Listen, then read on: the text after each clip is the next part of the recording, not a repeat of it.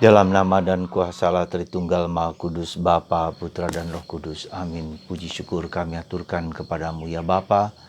Hari ini Engkau mengajak kami untuk menjadi rendah hati. Tidak menyombongkan diri, tidak mengagungkan diri. Juga ketika kami berdoa. Siapakah kami ini? Ya Tuhan, kami adalah hamba yang tak berguna. Semoga kami di dalam doa, sikap, perilaku tetap menunjukkan kerendahan hati seperti yang ditunjukkan Yesus dalam Injil hari ini.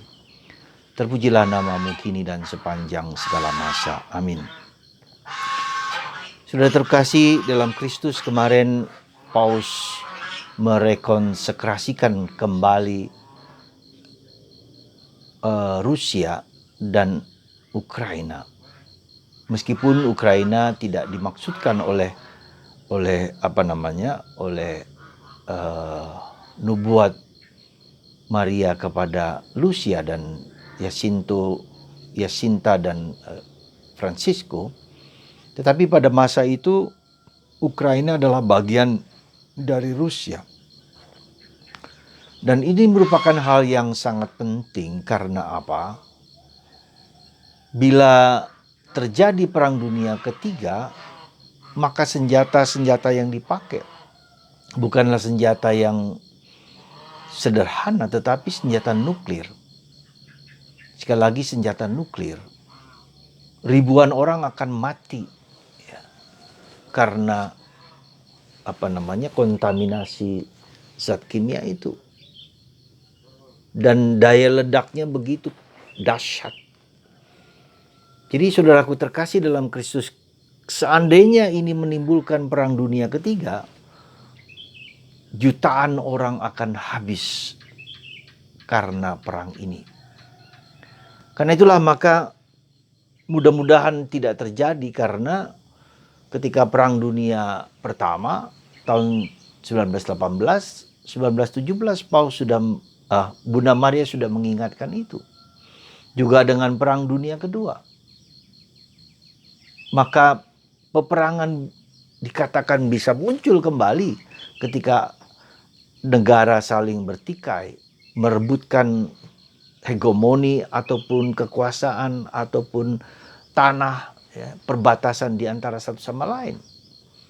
Maka saudaraku terkasih dalam Kristus, ketika Paus meminta mempersembahkan Rusia kepada hati Bunda Maria yang tersuci, maka ini suatu tindakan yang sangat jenius, sangat berani, dan sangat luar biasa. Kita mohonkan supaya Tuhan mengampuni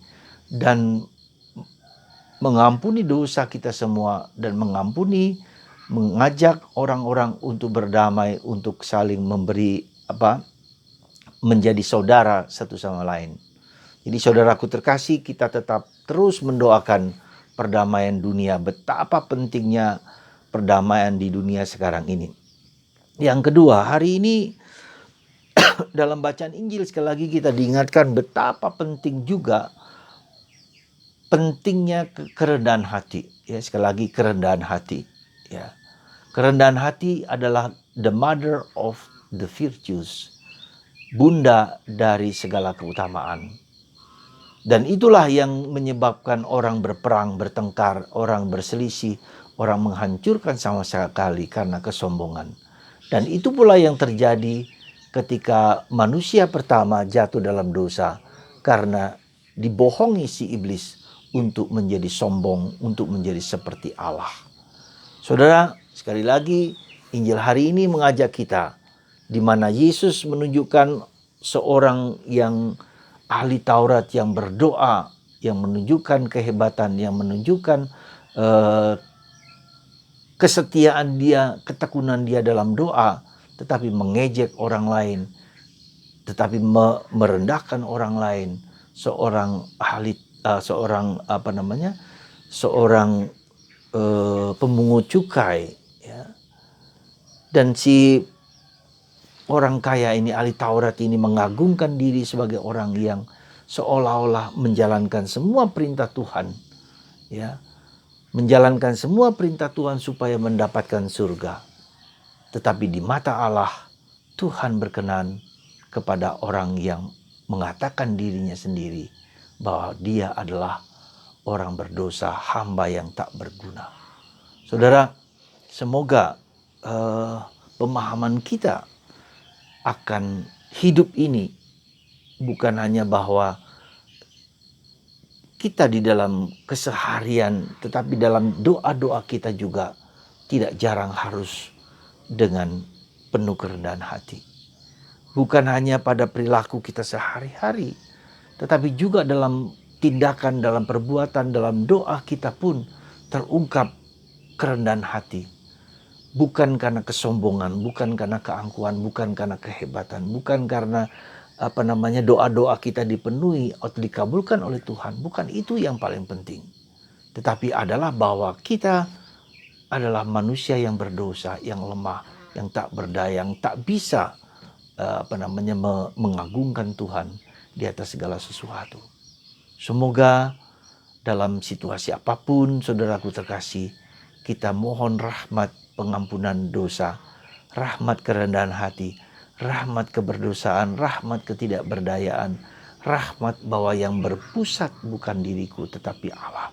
Semoga Anda, saya, dan kita semua di hari-hari ini mengagungkan Tuhan, memuliakan Tuhan, bahwa kita hanyalah orang yang sederhana, yang tak ada artinya di hadapannya.